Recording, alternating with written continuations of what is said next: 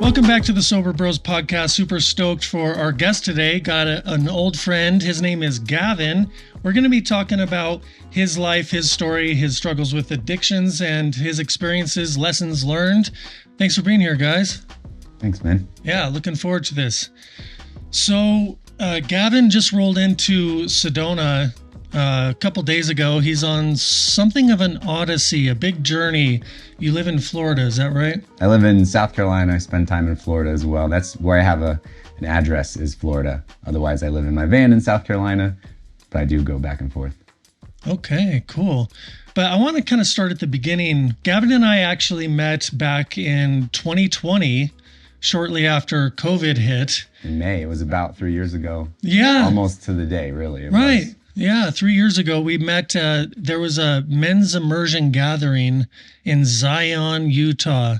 And my wife, Tracy, and I, we were traveling in our tiny burro trailer for the last 3 years. And that was sort of the beginning of it. And so we took our burro, because we were chefs at the time, working nomadically. And so there, for the men's gathering, we got hooked up by a friend of a friend to chef the week-long, or was it 10 days? It was a week, yeah. A week? Mm-hmm. Yeah, so we were chefing that, making all the breakfast, lunch, and dinner and drinks for a group of how many guys were there? Like 12, 15. Yeah, that's a good size. Yeah, and it was right in the thick of COVID, so it really was pretty phenomenal. There were a lot of people, I think, that last minute were like, no, I'm not. Yeah, it might have been like a couple dozen guys there, but there was some that dropped out because of the fear or just their own preferences. Yeah, and we got there, and it was just like you get into that valley and you take. Well, some of the people were like, I'm not hugging, I'm going to keep my mask on. But you get in that valley and you're like, bring it in, take the mask off, hugs to strangers. So true. Right? You know, it was a really profound experience for Tracy and I because Tracy and I were living in our burro on the California coast, camp hosting for a campground that was not open because COVID just hit. Anyway, that's a whole nother story. So we were kind of locked into that beautiful coastline all by ourselves for almost 3 months until we went. So we were by ourselves for almost 3 months. And then we didn't really come into contact with many people, no hugs, no handshakes.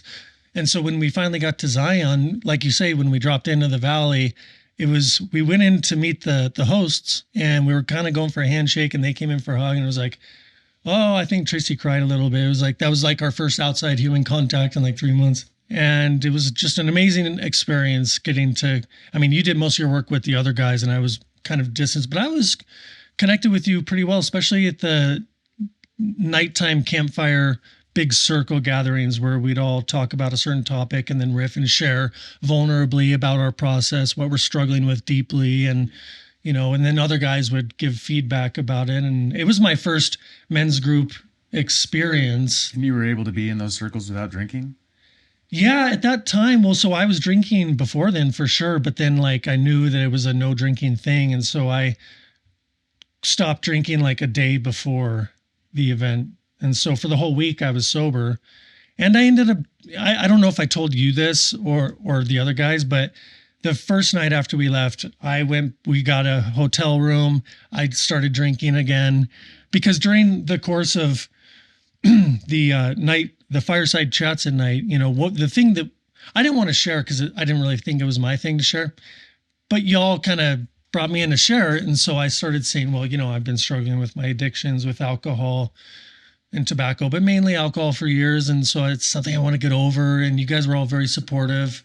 Then I went right back to it, and it's been like that pretty much for all these years. And then I want to tell you one other funny story. There was another men's immersion gathering at Zion that you were not at, like a year and a half ago. Tracy and I chefed that. I went there and I was just not in the greatest of moods emotionally or whatever. I don't know. And so I wasn't sober for it, even though it's supposed to be a sober thing. Mm-hmm. And so I hid my drinking for that event. You know what? We were up there at that men's camp and during the fireside chats, I actually didn't join them. I was off in my own tent. I would sneak 6 packs up and I'd be in my tent and they were all talking and, sound carries at night. And so I'd have it like this, dude. I was like, come on, fuck. And so, and then I'd listen. Oh, okay. and then I drink, and then I'd like pop out the tent. I'd have to unzip it quietly and go out and smoke, and then like piss, and then put hiding the bottles when they're done, so they don't clink. I think I wrapped them in some stuff. So I was really hiding my addiction with them because I just felt like drinking. And then it affected my performance. And so I was slow at breakfast, and the facilitators were kind of getting on me a little bit. And I tried to play it off like, oh, I'm just whatever, I don't know. And so the vibe was off a little bit with me. I didn't connect. I didn't connect with those guys as much as I did you in the first group. Mm-hmm. So that last one really wasn't as great for me. I hope it was for everyone else, but for me, that was my experience. I just kept drinking through it. So you really were like a participant. Yeah, that first one was amazing. If you want to see it, actually, I did make a vlog of it that's pretty cool on my YouTube channel, my personal YouTube channel. The link is in the description.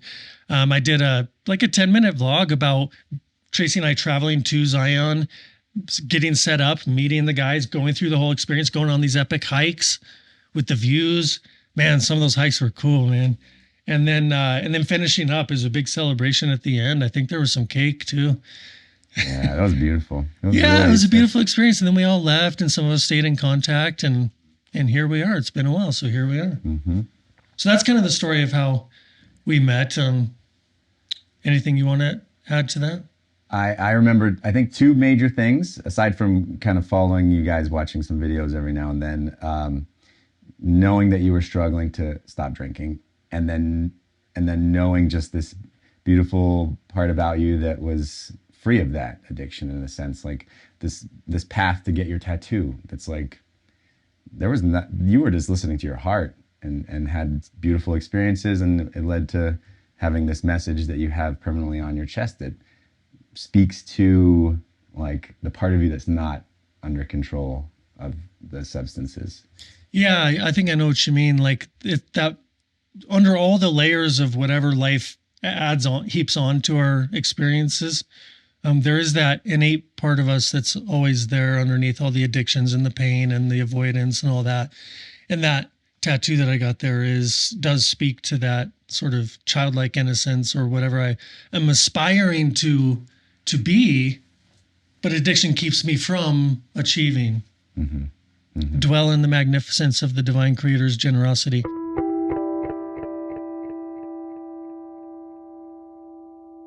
I try and share the story whenever I can, whenever it comes up organically with people, and it seems to really have spoke to you. And interestingly enough, over the years, when I do share the story with the right people at the right time, some people cry when they hear it because it just somehow like has a way of drilling into their heart. Mm-hmm. It's powerful. Yeah, I love tattoos. I was raised to kind of think that tattoos were bad. Right? Like, oh, you're not the kind of person that gets tattoos. And now I see them as art, and I love the idea of hearing people's stories when they, like your footprint tattoos, like what a beautiful connection to another life that you have permanently on your body. Yeah. It's really, really nice to notice, just like noticing everything, noticing nature, right? Like we're all part of nature, noticing the little beautiful segments, just tiny little beautiful things. Then you got to check this one out. I got this. This was the same artist that did his chest tattoo.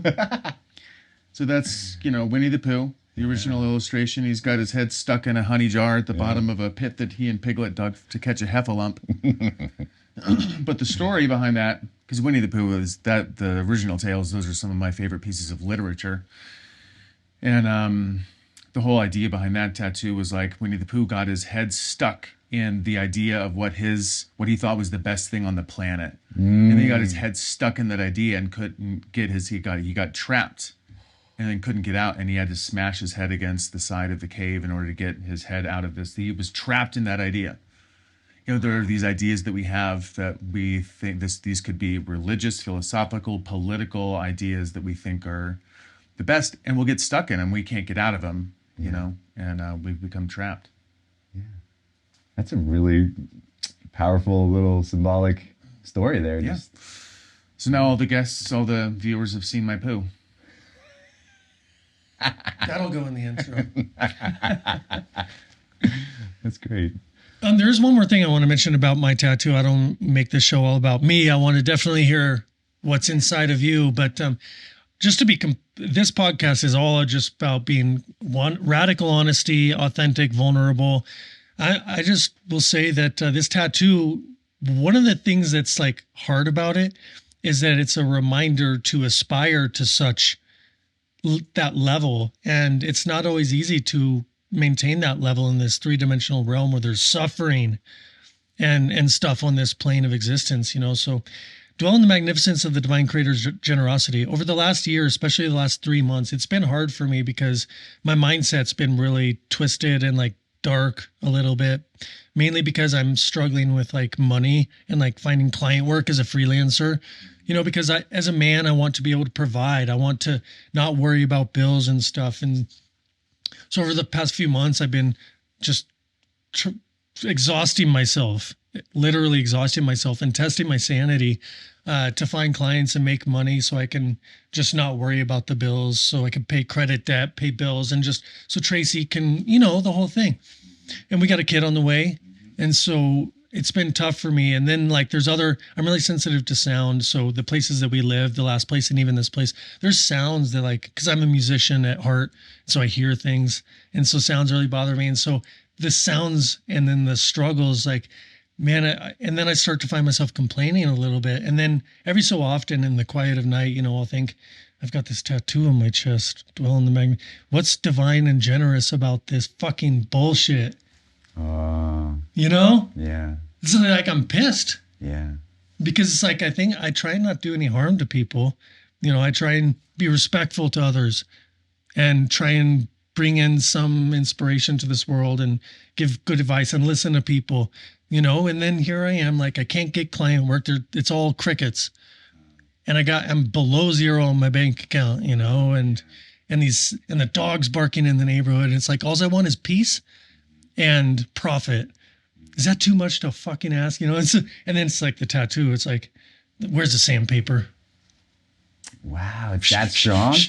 That's how strong it is? I don't want to get rid of it, no, but it is a contrast, a conflict of interest. It's a test, you know. It's a like, test. Are you actually going to dwell in magnificence? And I want to, but I find myself not. Right. And I don't beat myself up about it. I guess it's okay. It doesn't sound like you're beating yourself up about it at all. It doesn't? Sandpaper or tattoo off? Well, that's a joke. Yeah, well, there's truth in jokes. Yeah. No, because that's what Jesse Foster tried to do. Is that what you're referring to? Yeah. So anyway, things are a little bit better for me now. Tracy inherited a house from her dad. And so we actually sold that. So now we have some money. So I'm not stressing as much. So, okay. So there's that. But it's a test. And sometimes I fail. Especially as you're recalibrating hormonally and chemically from coming off of, you know, extended alcohol abuse and, you know. Thank you. As all these things come up, we do kind of go through this phase mentally and chemically where there's hopefully a balancing procedure happening, but sometimes not, especially if you're, you know, having half a cake a night. Yeah, so I still feel like pretty much every day I'm just yawning, like I'm struggling energetically because I stay up night trying to get work done, and it's stupid and insane, I know, because I know I need sleep to be clear during the day, so I stay up and I'm getting 5 or 6 hours of sleep consistently for months. Mm-hmm. Just because I'm sober off of alcohol, I'm still smoking tobacco, which is the next one for me to transcend. And then coffee. I want to be straight edge. I don't want to be dependent on anything else as a man, because that's one of our connections is like, how do men become better men and all this?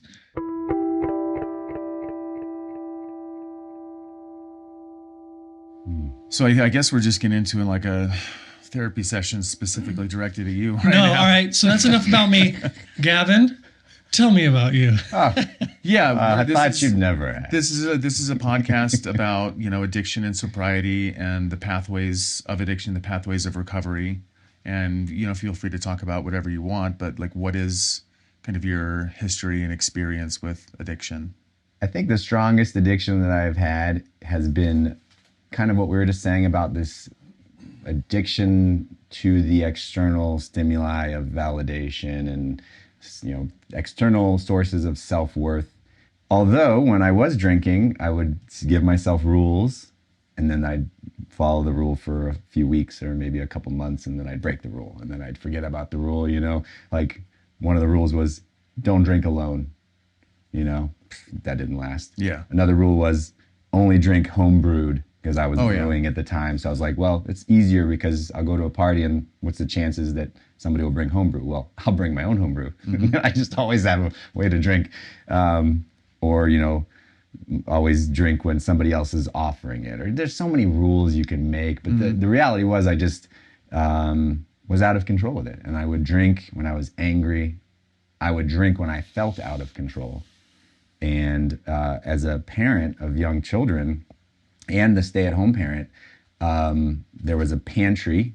It was the mason jar pantry of our house in Florida. And because we had a pantry with food, and then we had my mason jar pantry. In the mason jar pantry, there were bottles of wine and maybe a couple bottles of liquor, like random stuff, like pastis, which is like French, honest kind of flavored liquor. And I'd be angry. The kids would be doing stuff that was out of my control, like anything that was like out of my control. And I felt like a rebellious teenager. Like I could just feel it in my body, like, oh, I just want to do what I want to do. Everybody's just doing what they want to do, and I have to clean up after them. I want to do what I want to do. And I'd sneak into the mason jar room, and I'd just like swig some whiskey and then go back to making dinner or whatever it was. And so that went on for years, really. And I wouldn't drink to where I couldn't function as a parent, although I would fall asleep during story time at night, right? And so I wasn't really showing up. And then it was funny the way that I actually found sobriety. It's like silver lining kind of stuff. It happened a few months after we met, when I was back in Florida after Zion. My wife at the time had met a friend who was using the 12 steps for various like addictive personality issues. Like he didn't identify as an alcoholic. He was purposefully staying sober and avoiding alcohol. He just was going through the 12 steps to be a better person. And she said, hey, maybe you want to talk to him and he might have some advice. Because she always said, you have an addictive personality. She's a very intellectual person, very smart, and she navigates so much of life.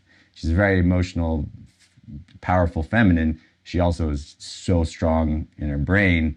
She, diagnosed me, and so I said, hey, at this point we were separated. I was trying to find a way to make our marriage work. I'm like, she's been telling me for a while, maybe I could quit drinking and that would help.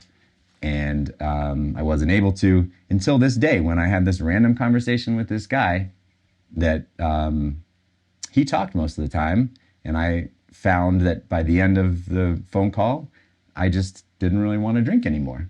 And since then, I have had a drink. In fact, I haven't been drunk, but I've had a drink here and there. And as the months have gone by and as the years have gone by, I don't have any craving for it unless I get to like a low emotional level. Like if I start to feel worn down, I'll notice like thoughts will come out, the rebellious teenager kind of feelings come out, and I'm like, ooh, I could drink right now. But it's been so long now that I'm like, no, I'm not gonna drink. And I'm very grateful that we had that conversation that somehow shifted things for me. And I didn't know the guy, and I don't even know what it was about the conversation, but it stuck. And I still work on sugar. I still work on, I drink coffee, but I drink it sporadically because I don't like the idea of being, addicted to it and controlled by it. I don't like the idea that I have to have coffee to get started. And now I'm working on other addictions, like an addiction to my body, in a sense. Like being addicted to what I've been fortunate enough to have for my whole life that I use, in a sense, and I get things with, like going to the Grand Canyon and getting an experience of spending a day hiking in the Grand Canyon, thanks to my body. Tomorrow, I might not be able to walk. You never know. Everything's always changing. And so to really come to terms with any attachment to anything and just let it be and work on that. So when was the last time you had a drink? Is alcohol something that is a thing for you that you don't want to drink anymore? Or are you okay having a social drink here and there? But how long have you been sober at this point? I can't even remember the last time I've had a drink. It's been over 6 months. 6 months. I did last year in May when I was here, and I was up in Moab. I kind of found myself chaperoning. I mean, I love this man. He was visiting from England. He's a disabled veteran. And he and I were going out with the raft guides, and there was a lot of beer. And I ended up drinking, and I didn't like how I felt after. You know, it's the same thing. You just feel awful in the next morning. You feel sluggish. Your body feels like it didn't get good sleep. You process the alcohol all through the night. So that was probably the last time that I can recall. But that sounds like a lot of fun. That just conjures up memories of like me reading Edward Abbey. Have you ever read Edward Abbey, Monkey Wrench Gang? So they're rafting through the Southwest Desert Canyons, and the beer and the, you know, there's just something rugged and beautiful about that, cracking the beer and nature and all that. But I mean, in a week's time, I'll be back on the Colorado River with disabled veterans, where I'm volunteering with this group, Warriors on Cataract, and they take disabled veterans for these therapeutic experiences through the magnificent rapids of the Cataract Canyon. And this particular group, they aren't struggling with addiction. Like earlier in the month, I went with a group, and there might have been some people, so it was an alcohol-free experience.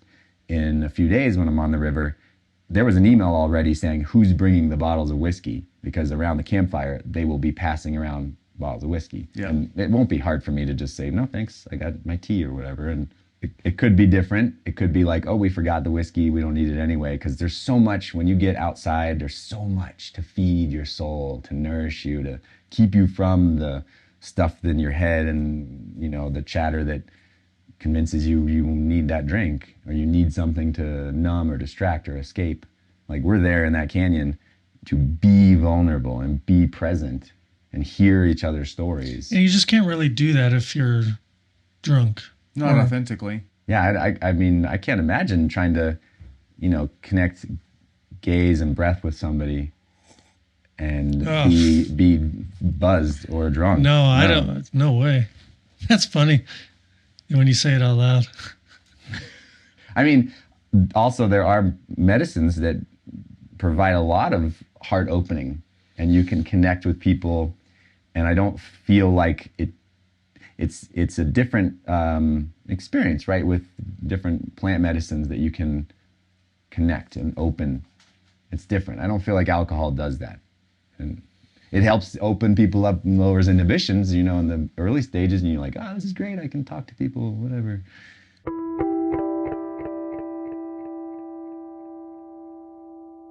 So, is there anything you want to share about your early upbringing experiences that might have contributed to any addictive patterns in your life? Or I guess I'm saying that getting to something I'm curious about hearing, which is you were married. I was married for 12 years, yeah. 12 years. That's okay. I want to talk about that. That's fascinating to me because I've been married just over a year. So that's You've been together a while, though. that's true. We've been together going on 8 years. Yeah, that's a chunk of time. And we're basically married. It's work Living in together. progress. It's a lot of effort to like be in a long-term committed relationship, especially monogamy. It really demands a lot from people. Yeah, it's brutal. I'm saying that for Tracy listening, or She listens to these. Oh wow. yeah, she She watches must them. love you. She must really love you. She'll sit down on the couch when they're released, and she'll watch the whole video on YouTube. And I'll always remind her, be sure to like it, because she'll forget. Subscribe, And so I'm like it. telling you, watching this right now or listening, be sure to just go ahead and hit the like, follow us, subscribe, give a rating on Spotify. Would it kill you? All right. So married for 12 years, divorced now, and you have 2 kids with her. Yep, 7 and 11. And Yep. why are you not together? And did addictions play into that? It had or- to do with my addiction to like external validation. It's strange the way, from my perspective, you know, she could give a different story. That what I experienced was I was doing everything I could to provide for my family. I was the stay-at-home parent. I was doing all the cooking and cleaning. I was homeschooling. I was, you know, speaking French and doing all this stuff to get back, to get, right? I was always doing to get. There wasn't the unconditional Get love. what? To get the love, to get Oh. the validation, to get the, oh wow, you're a great dad. Oh wow, you're a great man. Oh wow, you're so incredible. You're such a Renaissance man, whatever. That was my prerogative, was just to do so that that could fill my cup. Yeah. I never really knew a way of like connecting with myself, connecting with divine, connecting with nature, and just I don't need somebody else to fill my cup. I can do the work myself. I can practice myself. I can be in nature. I can soak it all up. Like, So is that something you're still struggling with now? I most of the time I'm not struggling. Because I was asking because I was wondering if you had any designs with, what's her name? Beth. If you two are still in contact, if you ever want to come back together again, or you two just be like, this is a new chapter of our lives. We're separate, co-parenting. A big lesson I've learned is just this control of like, what can I control? And really I'm responsible for controlling myself. And if any part of my path is trying to like, well, if the other person does, then this will work out. Like if anything is like, well, if the kids just act this way, or if she does this, or this is different, or her parents are different, or my parents are different, or whatever, like I try just not to live by any of that anymore, because that's all out of my control. And so as far as the future of any kind of relationship with Beth, it's not a priority as much as it's a priority for me to be my best self so that my kids can have the best father they can have, for me to be just the best person as a therapist and as a friend. And so I really don't know. I used to fantasize and really want that. I really wanted to like get back, and even after divorce I was still like holding on, and it wasn't until last summer that I finally was like, yeah, okay, I'm releasing it all. And it feels so good, and it's very freeing, and there's so much more love. It's more of this unconditional love. But that's still a work in progress. Just like it sounds like there were a lot of conditions floating around before. It's not me. That was another big thing in the marriage, was like, well, if you would just change. Yeah. Well, how many fingers are pointing back, right? That whole thing, like extreme ownership. Yeah, I needed to clean up my side of the street, and stopping drinking was one of them. Yeah. As much as I didn't think it was for years, it's made a big difference. It simplifies life to not have to worry about the finances like you talked about. I mean, even just the legal, like I don't have to worry about getting a DUI. Yeah. Oh, Daniel, you weren't even worried about that though. No, I wasn't. Daniel would drink and drive a lot, which I was worried about. But that's one of the reasons I started this podcast, actually, because I know he would be drinking and driving a lot. And so I got to start this podcast. Well, I mean, I wouldn't do it in an urban environment, Mm-hmm. Yeah. Like after you get outside of town. Yeah. Hit the dirt roads. Mm-hmm. That's true. Yeah, but shit happens. Like I'm not saying that I was, doing it safe. There was a justification that I had, but yeah, I mean, it was on a very regular basis. Yeah, because you're driving over creeks, over rocky turns. A coyote could jump out. Yeah, you get sleepy. Get sleepy. Who knows? You're safer without it. It's Oh, for sure. Yeah.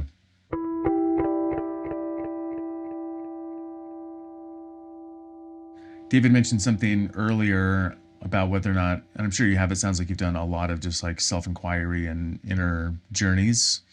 And have you identified some of the pathways to addiction that maybe started when you were very young, the environment that kind of set the stage?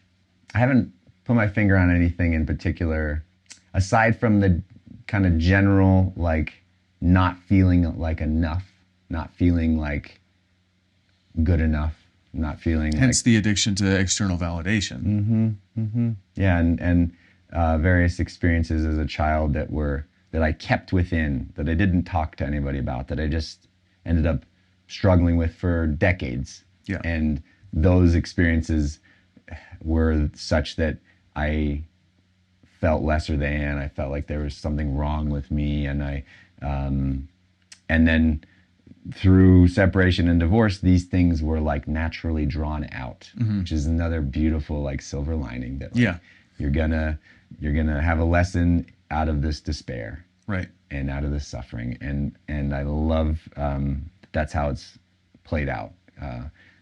As much as I really, really loved the marriage and that idea and the family, and I still love them all, I'd rather be the person I am now and be divorced and be like I am, so independent free than to be the old Gavin still in the marriage and just not being the best person I can be. And I'm not saying I'm the best person now. It's just I'm working towards it, and I'm more aware of the things. Yeah, and that's amazing, because I think that requires a level of like spiritual maturity and just like emotional maturity that the vast majority of people wouldn't be able to like walk out of a failed marriage and be able to extricate some of those lessons. Oh, now this is coming up and I can see it in my life, and you have the wherewithal to face it and to begin befriending it, as opposed to so many people who come out of a failed marriage and there's nothing but the blame and the victim mentality, and then like turning the volume up on their own addictive behaviors and coping mechanisms. Mm-hmm. Whereas, you know, you've kind of taken a different path in that. Mm-hmm. And the men's work's been a huge part, because it's the witnessing of, it's the being seen as and being held. Right. And it's magic. And I would never have believed that this is possible, that let's say you pick something out of your head or your heart that you're like, I would never want to talk to another man about that. You know, I feel so ashamed or so guilty or whatever it might be. And then you face it and you go into battle, in a sense, and in community with men or even just one man, you open up and share whatever that is that you said you'd keep secret your whole life and you'd keep hidden in the shadows. Yeah. And then when you're seen, and if it's a trustworthy man, he's not going to judge you or criticize you or shame you. When you're seen in that loving way, you feel so much more powerful and light, and these stories that were in the darkness now can be public, and now can be ways to move forward with lessons and strength and growth. Mm-hmm. Yeah, we were talking about that earlier for a minute, about just how powerful that can be, powerfully healing. It's so fucking simple, but I'm sure that your story is similar in a lot of ways to ours growing up, but not being heard and not being seen very early on, and so getting that message, having the brain like hardwired to not expect to be seen and heard when we just deeply, deeply, deeply want to be seen and heard. Mm-hmm. So when that can finally happen as an adult, it can be very disarming and potentially very healing.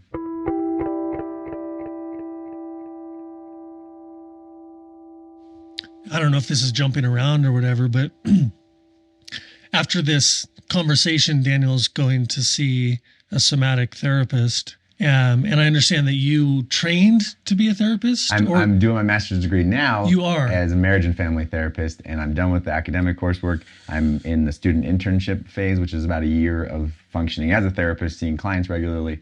And then I'll be working towards being licensed, which you have to get a certain number of hours, this and that. And I don't like to say I'm training to be a therapist, because the reality is, like, if you feel like you're meant to serve as whatever, like, yes, it will probably require constant learning, continual education, but don't devalue yourself and say like, well, I'm not yet that. Like, I function as a therapist with strangers, with people I love. I function as a therapist. That makes sense. I just don't have a license. And is this an online? It's an online master's degree that I did through Touro University Worldwide, and they have a great veterans discount, and that's why I did that program. Oh, you're a veteran. Yeah. That's cool. When did you serve? 2002 to 2006. Yeah, I was went to college first and did ROTC in college, and was an officer, and was stationed in Japan for a couple of years. And then I actually bounced around a lot for my 4 years. I was in like 5 different places, and that's partly why, join the Navy, see the world kind of thing. And I'm a surfer, so being by the ocean, that was my cup of tea. Oh, that's cool. I wish I would have joined some sort of service when I was younger, but I wasn't even in that realm, not even close at that age when I could have joined. But I wish I would have. I think it would have been a lot of good for me. Well, I mean, everything's happened to get me where I am now. Yeah. Although I've lived for most of my life. When I turned 40, I started to think, well, now I'm 0 years old. And now I'm 42, so I'm 2 years old. Because for 40 years, I was kind of just living the stories that people told you. Like, oh, you should go to college. Oh, you should be in the Navy. And you should have a family. And like, I've started to turn to a new chapter, which is like, be what I know I am to be, which is, as much love as possible in a way to, be unconditional love and serve others, and not really worry about what stories people tell me I should or shouldn't do, or what I'm supposed to do. Yeah. So, what's next for you for the therapist position for you? Or it sounds like you're getting close to being able to start practicing professionally and seeing clients. Yeah. Are you going to build an office for yourself in the South? Well, I mean, my East? van currently is like, I have my buddy Justin printed these lovely logos with my personal phone number, and it says, Sharp End Men, and it says therapy, immersion, mobile counseling. And I have to be careful because therapists and people will be like, you can't call yourself a therapist, you're not licensed. And then again, there are plenty of therapeutic practices that people do that have nothing to do with any licensing. Call themselves coaches. Yeah. And so I have this van that, I do work with people currently and ideally in person back in South Carolina, and my van can take me to wherever you are when you're in your time of need, and then we go for a walk together and we, do whatever it feels like it needs to be worked through and for that particular person. So I'm doing that now. I will have to complete the rest of the year, this calendar year of student internship, where I'm seeing upwards of 20 clients a week, which I love. I love it. I'm not being paid. It's just all part of the schooling, but I love it. Yeah, and you don't need an office for that. You can do out calls or whatever you call them. Yeah, it reminds me, Mm-hmm. Yeah, it reminds me of some other sort of practice I've heard of where a therapist person will take the aggrieved client out into nature. It's Are like, you aggrieved? Probably. I should probably see a therapist. But they take him out into nature. Is that a real word? Aggrieved? Sounds like an ice cream. Grievous. It sounds like Sounds like a chunky ice cream. Bereft? Bereaved. Bloated? Oh my God.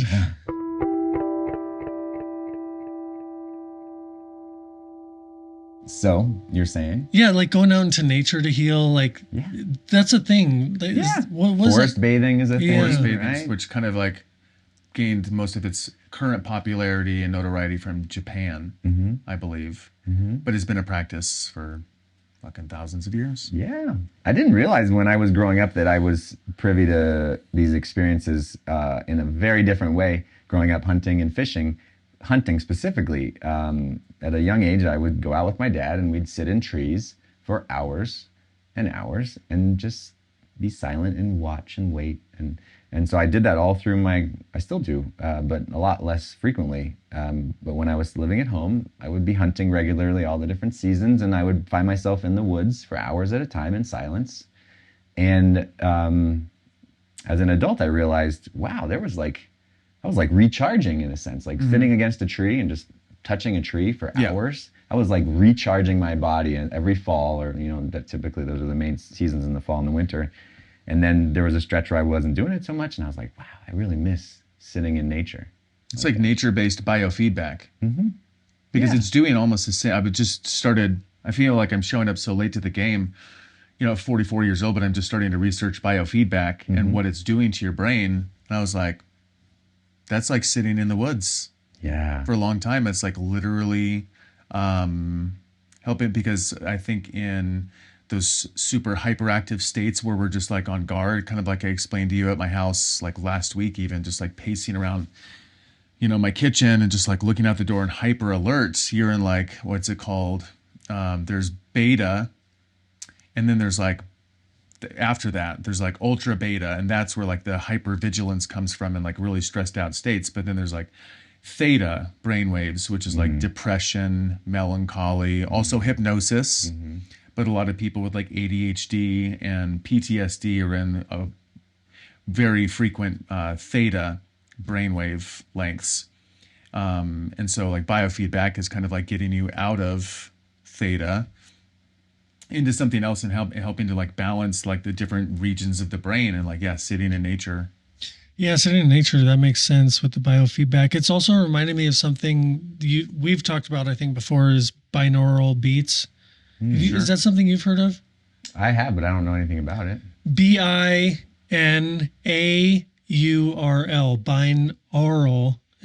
as in auditory beats, and it's two different wavelengths. We're talking theta, delta, all these that sort of overlap between the ears. And when you listen to them with headphones on, they can entrain. It's called entrainment.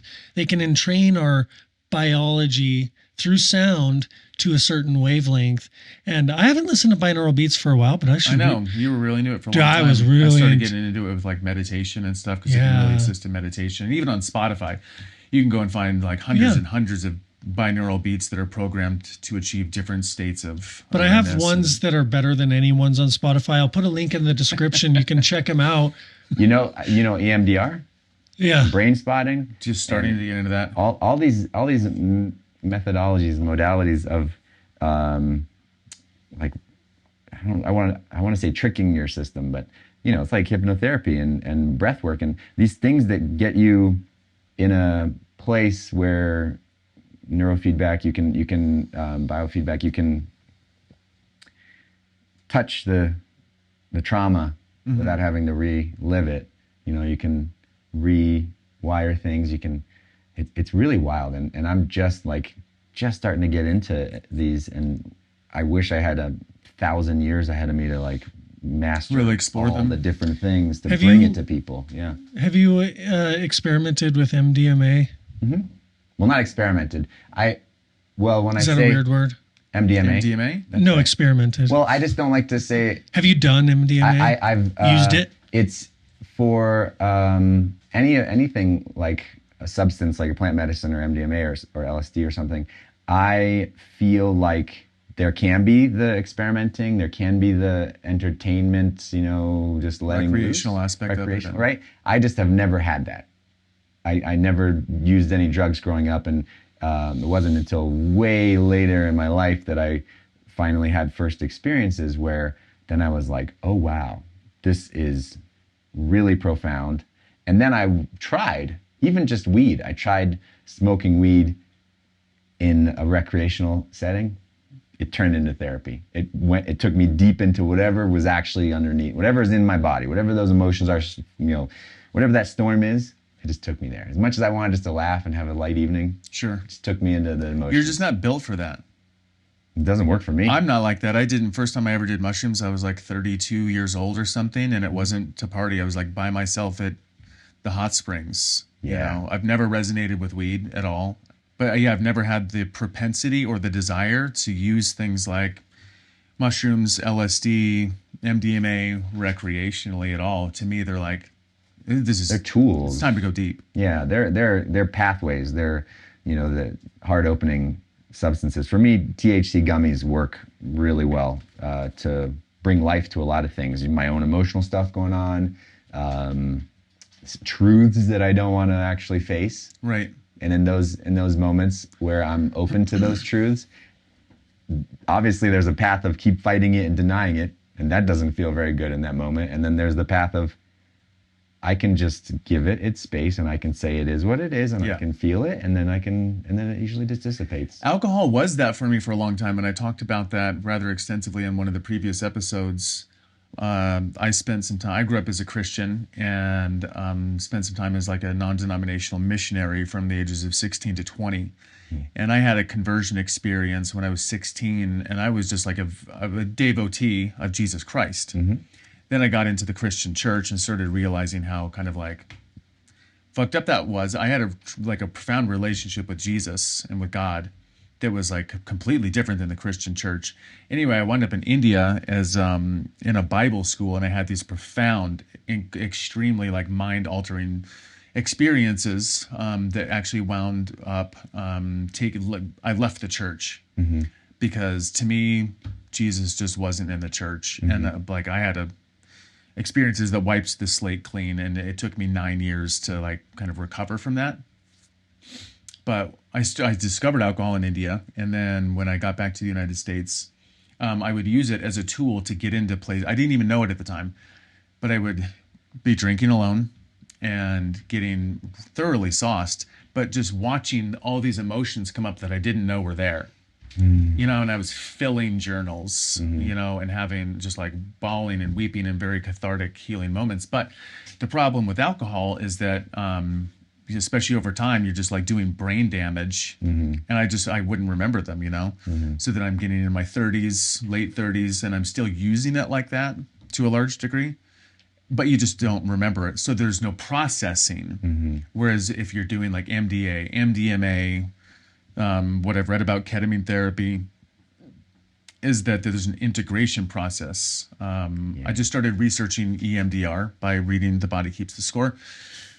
I wasn't in front of an EMDR therapist. I just started practicing on myself a little bit, just by doing this kind of thing, and then like bringing up traumatic feelings, and just on my own having some pretty powerful experiences and having like memories come up, and like these grieving processes, that fortunately I was able to just like be alone with, and then feeling lasting effects just from that. Because what's happening in EMDR, I'm sure you've read about it, right? Is that like the trauma starts is held in the right brain, but during the traumatic event, the left cognitive aspect of it that's supposed to be like thinking about these traumatic events and categorizing them and boxing them away appropriately and establishing a timeline and a narrative that has a beginning, middle, and end, shuts down. So that this is happening, experiencing it, and then it just like stays in the body. So with things like EMDR or other things, it's bringing up those traumas while the activity of the left brain is still in a more active state. So it can finally digest them and begin integrating them. Yeah. And then like therein is like such a process of the healing. Yeah. And in that book, he talks a lot about Peter Levine and somatic experiencing, which is what you're going to be doing this afternoon. Yeah. I'm very excited for you.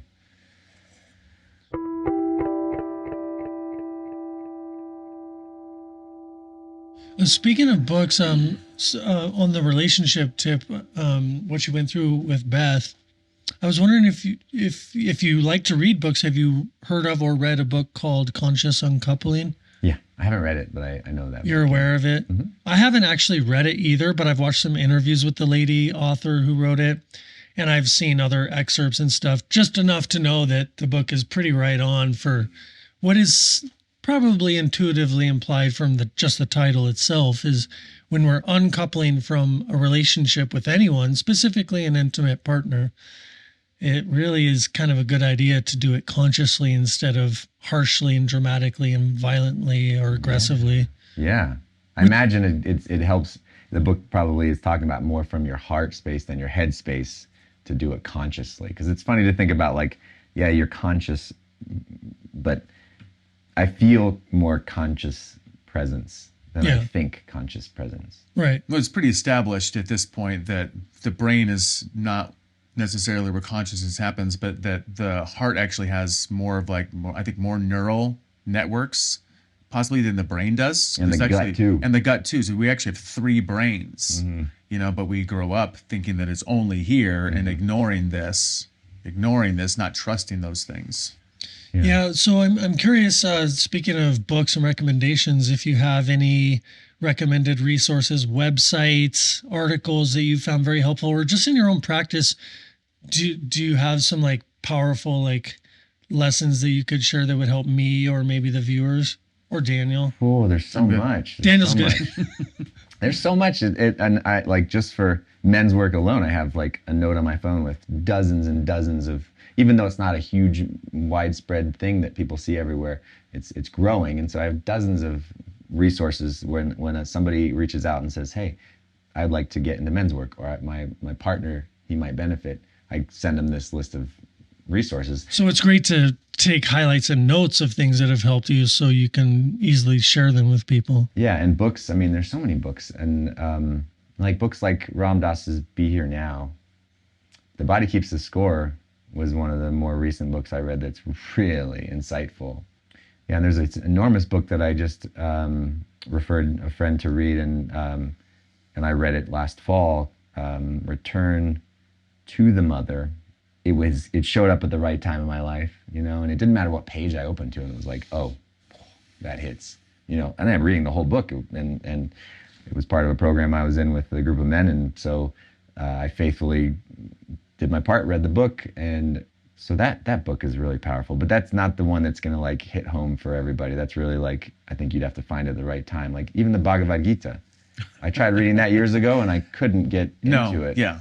Then there was a day where it was like, I'm going to try it again. And it was like the first page I read and I was like, I get it. Totally. I had exactly the same experience. Yeah. Yeah, exactly. I remember getting, a friend of mine gave me Shankara's Crest Jewel of Discrimination. Yeah, which is like, I mean, it's Vedantic philosophy, but the first time she gave it to me, I'm flipping through it, and I'm like having trouble in my relationship, you know, and it's like super rocky. I've got a lot of stuff going on. I'm like, I do not have time for this bullshit. You know, this is such a waste of time. And then I started having like this spiritual transformation that happened a couple of years ago, and I opened up like I Am That by Nisargadatta, you know, his like transcribed words. And it was like looking at myself. It was just like made complete sense, and it just like blew me away. Mm-hmm. Yeah. And there are other books. Yeah, one of the first podcasts we mentioned when we were in Portland, I was like in such a toxic, emotional, mental, toxic place. And he gave me the book by Nick David Wolf. We've talked about this before. And I'm reading this and I'm like, fucking bullshit. Holy shit, I have so many things to do besides read about how I'm going to make myself feel better. You know? Yeah, I remember Daniel was very... I was like, I just want to get in a fucking fist fight. Yeah. Daniel was very resistant. Then it got even worse. My state got even worse until I was just like broken, you know, and then And then at some point you cracked and then you were really all about it. I was like in this convalescent phase, basically emotionally, psychologically, where I was like, fine, I'll read the book. And then, yeah, I read the book and it made complete sense, which is, I think has, there's a lot more to identify with for like the listeners and viewers with a book like that than like the Bhagavad Gita. Mm-hmm. What was it called again? It was... the Nick David Wolf Yeah. book? I forget. Amazing Grace. Amazing Grace. I'll link it in the description. And then there was the other one, yeah, the Law of Manifestation, Power of whatever, Attraction, Law of Attraction. Oh, Jack Canfield's That's The the Key one. to Living the Law of Attraction. That's the one as well. So I read those two books. The key. And It they really finally- unlocked a lot for they us. finally made sense and like completely shifted the trajectory of both of our lives. I have a library in my dad's Jeep out there. You know, I'm living in the Jeep for the month. I'm here in the Southwest, and I happened to just come across so many books when I was in Moab that like I got off the river from the first rafting trip, and I was like, oh, there's a little free lending library. Oh, there's a used book sale at the library, and pretty soon I have a dozen books, and I'm here for a month, so I do have Moab time. actually has some good little bookstores on that main strip. Yeah, and so I have a number of books. Brene Brown, Daring Greatly, I just picked up. I am about to borrow that book from a good friend of mine. Again, I feel like I'm one of the last people on the planet who's never heard of this person before. And then somebody was like, oh yeah, she's been researching shame. And I was like, Vulnerability. oh, yeah. fuck. Like that's, yeah, it's time for me to get into that now. Yep. Cool. So, any more recommendations? Dad jokes. A thing. I have dad jokes. I'm too. looking at I would yeah. recommend that book. Don't read that book. It's really good. Well, I do want to point out something that practicing. I learned in one of my classes, and it was a class on trauma in the family, and it had to do with addiction, and it was a simple TED talk that the remedy for addiction is connection. Yeah. What I found is like the more connection we have, the more we're able to be less attached. It's strange to think about it. For me, that's how it feels, that the more connection I have, the more free I am to not hold on to a story or hold on to a person or hold on to an experience. I can just hold it with an open hand. But that's through connection, which is what we talked about earlier, this, interdependence. Yeah, and then connection, part of that meaning like to actually allow myself to let my guard down to be seen and to be heard. Yeah, connect with yourself. Connect with Be myself. true to what's in you that and allow doesn't- authentic connection with others. Yeah. Yeah, and so men's work is connecting with ourselves in fellowship with men, to be seen, opening up to ourselves, having compassion with ourselves, which I like to remind myself that compassion is with suffering. Like, be with your suffering. Don't diminish it. Don't repress it. Just be with it. Hold it like a baby. I like to think about that for emotions and stuff that come up. Just hold it. Just hold it and let it be and then it will have its space, and then it will dissipate. It won't need you anymore. Because a lot of times I think the traumas and the negative self-talk and a lot of these patterns and like negative emotions that override our systems and can kind of like really take over. One of the processes that I've kind of implemented over the years is like the letting go process that David Hawkins kind of talks about. And it's to be in a place, a meditative place of connection with those feelings and seeing them as not just this horrible, like, I don't want to feel this anymore, I fucking can't stand this anymore, but like to allow that super deep depression, sadness, shame, and grief to really come up and to love them. Not be like, wow, I'm really loving this experience right now, but like to hold them like a child who's been abused and hurt, that has just wanted to be seen and heard, and that's why it's so loud in our heads. But to take these emotions and just like, okay, I see you. I love you. And to give them that connection so they no longer, need to be so attached. I can see this with my daughter, actually, far more than me. I haven't done a perfect job. I'm sure you can resonate with that, but I've done a hell of a lot better than how we grew up. But to give her like as all the nurturing and love and being able to see her and hear her, and hold her so much throughout the first several years. Now she's not attached to me at all. Because she doesn't need me. Like you see other kids who are like a lot more abused or something or traumatized, then they have an aspect of neediness. Either it's outside validation, from like any number of different things. And we don't express it necessarily as attaching to our parents, but now more like psychologically, we're still attached to the feelings that we wanted to get initially from those parents. But Sophie's like full of self-confidence. Yeah, she sounds like she has a secure attachment to you. Totally. Yeah.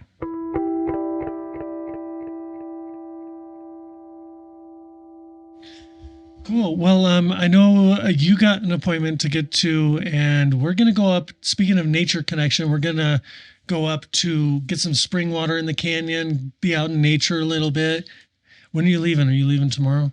I might leave this afternoon. This afternoon? Wow. Yeah. I was actually just up outside of Salt Lake City in a national forest for a couple of days camping by myself and barefoot on snow and barefoot around the fire and cold water, cold snow, hot fire. Yeah. It was nice. So you have a lot of resources. Are you taking new clients? Yeah. As a coach, right? As a coach, Yeah. right. So if anybody, one of the main things that I think keeps people from getting therapy is the financial aspect of it. Like the guy I'm seeing right now, he's working with me sliding scale, but it's still like, okay, well, I know I found the money to drink. I was spending over $600 a month to drink. So I know I can find it, but a lot of times people are like, yeah, I'd fucking love to see a therapist. Too bad they're like $175, $200 per session. No, that's. So if anybody wanted to reach out and get a hold of you, yeah. So through my are we able to website, put your like website in the description and all that? sharpandmen.com, and all the way to contact me is through there. I'm not on social media at all, so that's basically it. Unless you see my van with my personal number on the side of it. And what I do is I try to construct a win-win with anybody that I'm working with. And as long as they're feeling like they're getting something from it, at this point, I'm getting something from it just out of getting more experience as a therapist. Yeah. And the men that I work with currently, they have generously given me money. And to me, it's been fantastic, but it wasn't about the money. Right. So it's not about the money. Right. It's about the love. Do you work with women at all? Or mostly just men at this point? I do through the student internship. I'm working with families, children, women, couples, Gotcha. everything. Through like this like one-on-one, I would work with anybody. I typically work with men just because like when I first got into this, I was like, I'm only ever working with men. But yeah, women don't typically reach out to men as therapists. yeah, That's why there's more female therapists out there, I think, than That male makes sense. therapists. that makes sense to me. Yeah, because I think that there's a lot of viewers here who, I mean, sometimes they don't even know what they need to be talking about or like where to begin, and that's an extremely like raw, tender, vulnerable state. So just having somebody available to just like fucking let let down the armor, and be able to talk to can be extremely helpful. Yeah.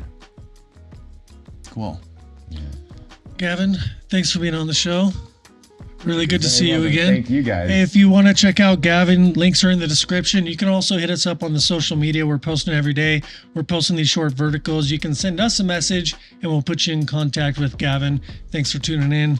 Daniel, always a pleasure. Yeah, always a pleasure. We're gonna hug after, Yeah. Yeah. All right, let's get to the day then. All right.